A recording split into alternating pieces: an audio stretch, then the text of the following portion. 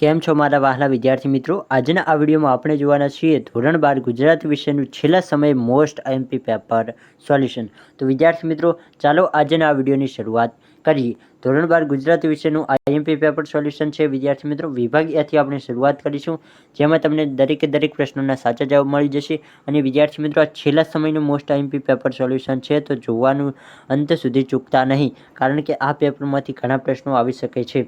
તો વિદ્યાર્થી મિત્રો, પ્રશ્ન નંબર 1 છે કે કવિના મત મુજબ તત્વમાં ઈશ્વર કયા સ્વરૂપે છે?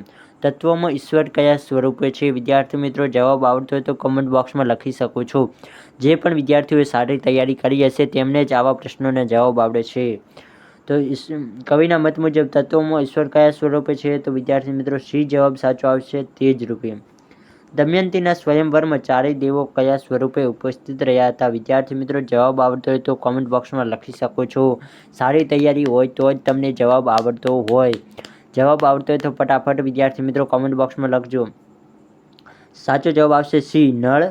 પછી છે વિદ્યાર્થી મિત્રો, શ્યામ રંગ સમીપે કાવ્યનું સાહિત્ય પ્રકાર કયો છે? તો કે શ્યામ રંગ સમીપે કાવ્યનું સાહિત્ય પ્રકાર શું છે? જવાબ આવડતો હોય તો વિદ્યાર્થી મિત્રો ફરી હજી કહું છું, જવાબ આવડતો હોય તો કોમેન્ટ બોક્સમાં લખવાનું ભૂલશો નહીં. તમને સારું છે કે તમારી તૈયારી કેવી છે તમને ખબર પડશે. જો હજી પણ ના આવડતું હોય તો ખાસ વિદ્યાર્થી મિત્રો ધ્યાનપૂર્વક આ વિડીયોને જોજો. આમાંથી પણ તમે ઘણું બધું શીખી શકશો. શ્યામ રંગ સમીપે કાવ્યનો સાહિત્ય પ્રકાર કયો છે? તો ગરબી. પછી છે વિદ્યાર્થી મિત્રો પ્રશ્ન 4 કે પથ્થર થર ધ્રુજે કાવ્યનું કવિનું નામ જણાવો. તો કે નિરંજન ભગત. વિદ્યાર્થી મિત્રો, 3 તમને હેતુલક્ષી પ્રશ્નો જોવા મળશે. ત્યારબાદ તમને માંગ્યા મુજબ પ્રશ્નોના જવાબ લખવાના રહેશે. 4, 5 અને 6 લગભગ 3 પ્રશ્નોના તમારે માંગ્યા મુજબ ઉત્તર લખવાના હશે. જેમાં પ્રશ્ન 4 છે કે પથ્થર થર ધ્રુજે કાવ્યના કવિનું નામ શું છે? તો કે નિરંજન ભગત.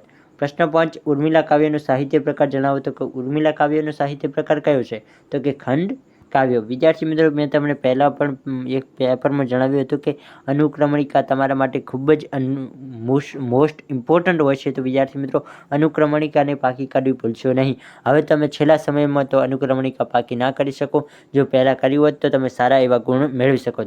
પરંતુ અત્યારે હું તમને જે આઈએમપી પ્રશ્નો આપું છું એ તો તમને જવાબ આવડવો જ જોઈએ. કે ભવના અબોલા કાવ્યના લેખકનું નામ શું છે? તો કે અજ્ઞાત છે. ઉર્મિલા કાવ્યનો સાહિત્ય પ્રકાર કયો? તો કે ખંડ કાવ્ય. પથ્થર થર ધ્રુજે કાવ્યના કવિનું નામ શું? તો કે નિરંજન ભગત. આટલું તો તમને યાદ રહેવું જોઈએ. બાકી તમે બધું તો યાદ ના રાખી શકો. હવે છેલ્લા સમય છે. પહેલાં તમારે જાગવું જોઈએ અને પહેલાં તમારે સારી રીતે તૈયારી કરવી હોય તો જ તમે અનુક્રમણિકા પાકી કરી શકો. હવે એક વાક્યના તમારે જવાબ લખવાના રહેશે. મૂર્ખ મનમાં શું જાણી શકતો નથી? તો કે જે વ્યક્તિ મૂર્ખ હોય છે તે પોતાના મનમાં શું જાણી શકતો નથી? તો કે પ્રભુની ભક્તિનો જે આનંદ હોય છે તે મૂર્ખ વ્યક્તિ જાણી શકતો નથી.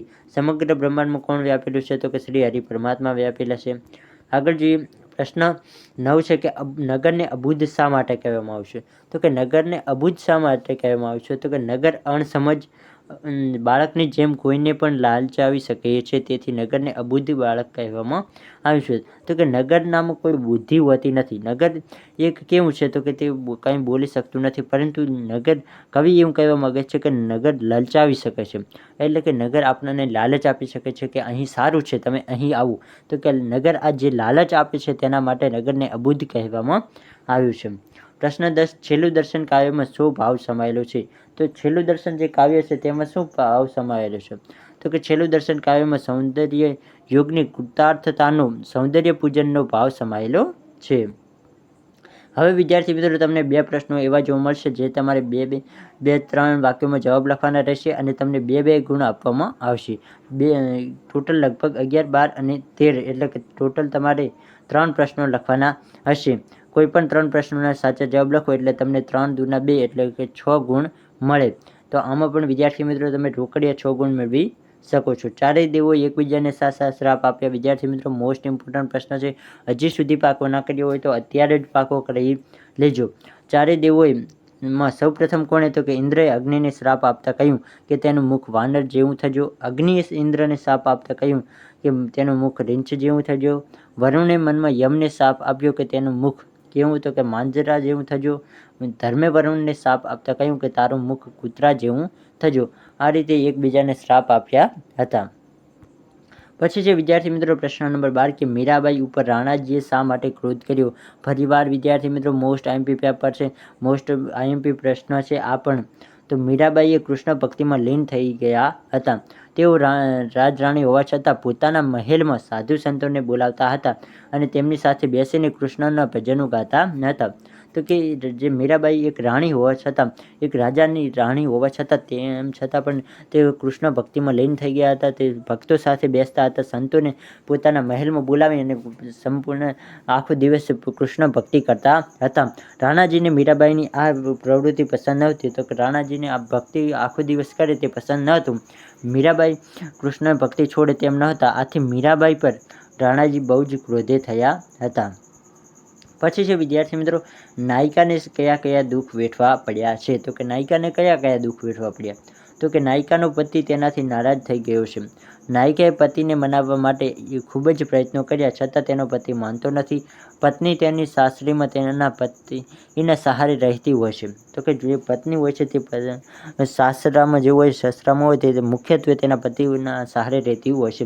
પરંતુ જો તેના પતિ જ તેનાથી રિસાય, સાસરીમાં ગમે તેવા દુઃખ પડે, તો કે પત્નીને ગમે તેવા સાસરીમાં દુઃખ પડે તો તે સહન કરી લેતી હોય છે. પરંતુ જો તેના પતિ જ તેનાથી મોઢું ફેરવી લે કે રિસાઈ જાય, તો તેનાથી દુઃખ સહન થતું નથી. જે બા છે તે આખા કુટુંબનો ખ્યાલ કેવી રીતે રાખતા હતા? વિદ્યાર્થી મિત્રો, આ પણ એક મોસ્ટ ઇમ્પોર્ટન્ટ પ્રશ્ન છે.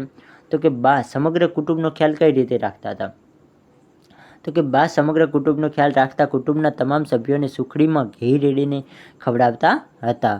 સૌને ઉડવાનું બળ આપી ઉડવાનું એટલે કે પગભર થવાનું શીખવાડતા હતા. ઉડવાનું એટલે વિદ્યાર્થી મિત્રો, તમારા મનમાં ક્વેશ્ચન હોય તો તમે અહીં લખેલું જ છે કે પગભર થવાનું શીખવાડતા હતા. એટલે કે દરેક લોકોને પોતાના પગભર કેવી રીતે થવું તે જે એમના પરિવારના લોકો છે તેમને શીખવતા હતા. આમ આ રીતે બા સૌને સ્વાવલંબનનો પાઠ શીખવતા હતા.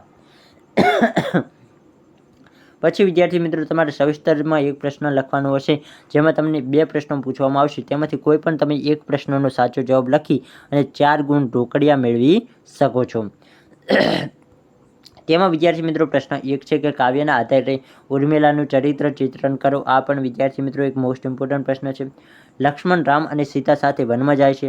એ સમાચાર સાંભળી ઉર્મિલા બહાવરી બની જાય છે. તે સ્તબ્ધ લાકડાની પૂતળી જેવી થઈ જાય છે. લક્ષ્મણને દૂરથી વનમાં સ્ત્રોત વસ્ત્રોમાં સજ્જ થઈ આવતા જોઈ ઉર્મિલાનું હૈયું ચીરાઈ જાય છે. લક્ષ્મણ પોતાના ભાઈ અને ભાભીની સેવા કરવા માટે તેમની સાથે વનમાં જાય છે. તે જાણે ઉર્મિલા સ્વસ્થ થઈ જાય છે અને સંયમ ધારણ કરી લક્ષ્મણને કહે છે કે તમે તમારા ધર્મનું પાલન કરો. હું તેમાં અવરોધ ઊભો નહીં કરું, તેમજ તમારી સાથે આવવાની હઠ પણ નહીં કરું, ચિંતામાં વધારો પણ નહીં કરું. તો કે લક્ષ્મણ જ્યારે વનમાં જવા નીકળ્યા ત્યારે એમને એમ હતું કે ઉર્મિલા પણ સીતાની જેમ મારી સાથે આવવાની જીદ કરશે. પરંતુ ઉર્મિલા એક સમજદાર વ્યક્તિ હોવાના કારણે તે જીદ કરતી નથી અને તે કહે છે કે તમે તમારા ભાઈ અને ભાભીની સેવા કરવા માટે જાઓ છો, એટલે હું તમારી સાથે આવતી નથી. એક રાજવધુ તરીકે તે પોતાની જવાબદારીઓ સમજે છે અને સ્વીકારે છે. તે કે પોતે તે જવાબદારીઓ છે તે સમજે છે અને તે જવાબદારીઓનું પાલન પણ કરે છે. તે પત્ની તરીકે પોતાના પતિ લક્ષ્મણને વનમાં જતા રોકી શકી હોત, પરંતુ તે સંયમ રાખીને લક્ષ્મણને અનુમતિ આપે છે. તો કે તે પત્ની હોવાના નાતે લક્ષ્મણને તે વનમાં જવાથી રોકી શકે છે, પરંતુ તે રોકતી નથી. તે ત્યાગની મૂર્તિ તરીકે દર્શાવવામાં આવી છે. ઉર્મિલાની આ મનસ્થિતિ લક્ષ્મણ એક શૂરવીર યોદ્ધા સાથે સરખાવે છે. તો કે લક્ષ્મણને ઉર્મિલા ઉપર ખૂબ જ ગૌરવ થાય છે.